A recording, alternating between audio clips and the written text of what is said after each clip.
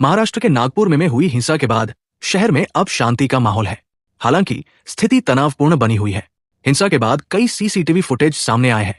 Police ने इस मामले में अब तक कई उपद्रवियों को हिरासत में ले लिया है। इसी बीच महाराष्ट्र सरकार के मंत्री नितेश राणे ने तीखी प्रतिक्रिया दी है। उन्होंने कहा कि अबू आजमी इसके लिए जिम्मेदार है और ये सरकार को बदनाम करने की पूर्व नियोजित साजिश है। हम अपने पुलिस कर्मियों पर हाथ उठाने वालों को नहीं छोड़ेंगे।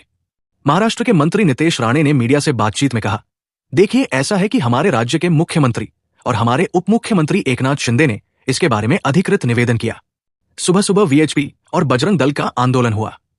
फिर वो आंदोलन शांत होने के बाद इनका शाम को कार्यक्रम कैसे शुरू हुआ, ये सब के बारे में उन्होंने ऑफिशियल स्टेटमेंट दिया है। शिंदे राज्य के होम मिनिस्टर हैं। उन्होंने जो भी बयान दिया है वो सत्य है। जिसने भी पुलिस के ऊपर हाथ उठाया, वो हाथों को तो हम छोड़ेंगे नहीं। जिसने जिसने हमारे डीसीपी लेवल समेत 33 पुलिस लोगों के ऊपर आज जख्मी हुए। ये किस तरह का आंदोलन है कि तुमको पुलिस वालों के ऊपर हाथ उठाना पड़ता है। नितेश राणे ने आगे कहा, इसके पहले भी आजाद मैदान के ऊपर रजा अकेडमी का आंदोलन हुआ था। तब भी पुलिस वालों के ऊपर हाथ उठाया गया था। महिला पुलिसकर्मी के ऊपर हाथ उठाया गया था।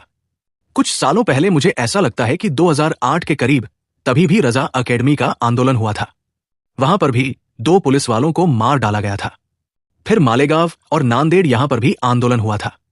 तब भी पुलिस वालों को मारा गया था। पुलिस वालों पर ही हाथ उठाने का ये आंदोलन क्यों होता है? जिहादियों के माध्यम से। जिनको आंदोलन करना है, लोकशाही तरीके से आंदोलन करो। अपने विचार लोगों के सामने रखो।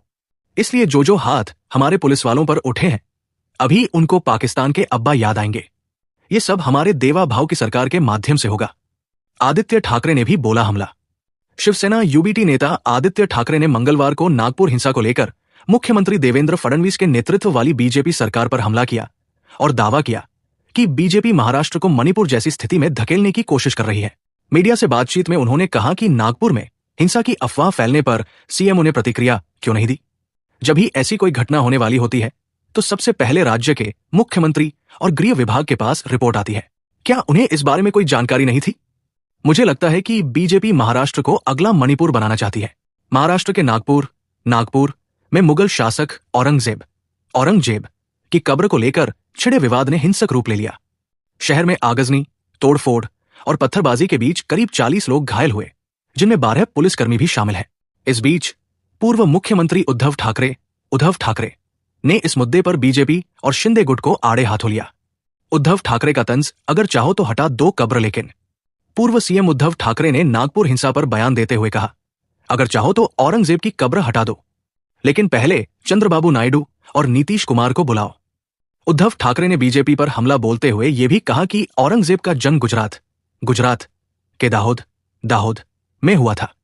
उन्होंने बीजेपी पर इतिहास को राजनीति के लिए इस्तेमाल करने का आरोप लगाया। ठाकरे के इस बयान को बीजेपी पर करारा तंज माना जा रहा है, क्योंकि आंध्र प्रदेश और बिहार में मुस्लिम आबादी काफी अधिक है और दोनों राज्यों के मुख्यमंत्री बीजेपी के सहयोगी हैं। आदित्य ठाकरे का हमला, महाराष्ट्र को मणिपुर बनाना चाहती है बीजेपी।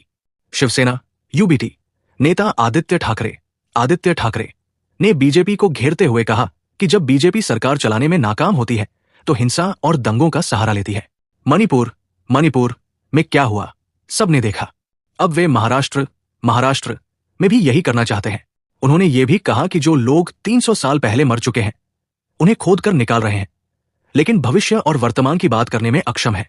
नागपुर में कैसे भड़की हिंसा? सोमवार रात 7:08 बजे हिंसा भड़क गई जब विश्व हिंदू परिषद वीएचपी के सदस्यों ने औरंगजेब की कब्र का प्रतीकात्मक दहन किया। रिपोर्ट्स के मुताबिक उन्होंने एक हरे कपड़े में लिपटी तस्वीर जलाई, जिसे बाद में अफवाहों के रूप में फैलाया गया। इसके बाद करीब 250 मुस्लिम प्रदर्शनकारी मौके पर पहुंचे और झड़पें शुरू हो गई। वाहनों को आग के हवाले कर दिया गया, दुकानों में तोड़फोड़ हुई और देखते ही देखते स्थिति बेकाबू हो गई।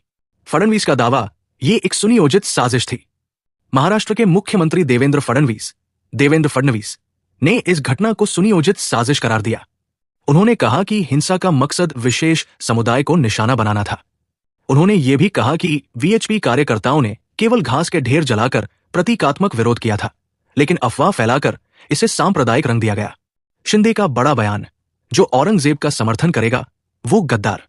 महाराष्ट्र के उप मुख्यमंत्री एकनाथ शिंदे ने इस विवाद पर कहा कि जो औरंगजेब का समर्थन करेगा वो देशद्रोही, ट्रेटर है। देशभक्त मुसलमान कभी भी औरंगजेब का समर्थन नहीं करेंगे। कर्फ्यू लागू, माहौल तनावपूर्ण लेकिन नियंत्रण में। नागपुर पुलिस ने अब तक 47 लोगों को हिरासत में लिया है। फिलहाल शहर में कर्फ्यू और धारा 144 कर्फ्यू सेक्शन 144 लागू है, जिससे बड़े सार्वजनिक जमावड़ों पर रोक लगाई गई है। प्रशासन ने कहा है कि स्थिति अब नियंत्रण में है, लेकिन सुरक्षा बढ़ा दी गई है।